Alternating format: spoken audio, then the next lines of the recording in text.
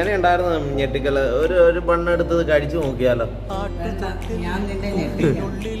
ഒരെണ്ണം എടുത്ത് കാണിച്ചേരിയോ? അപ്പൊ എന്റെ ഇത് സബ്സ്ക്രൈബർ കാണട്ടെ.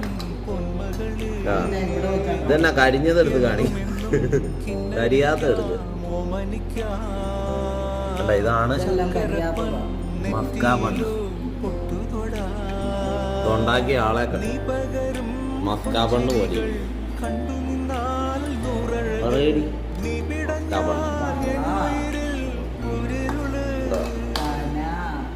അവൾക്കുള്ളത് മാത്രം അവള് തൂത്തെടുക്കുക.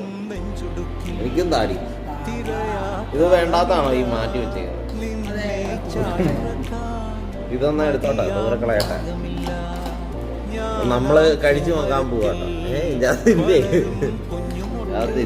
ഇല്ലാതില്ല കാര്യം എന്നെ പറ്റി.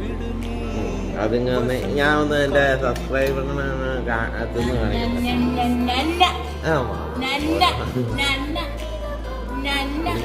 അവള് വരുന്നതിന് മുമ്പാ അമ്മ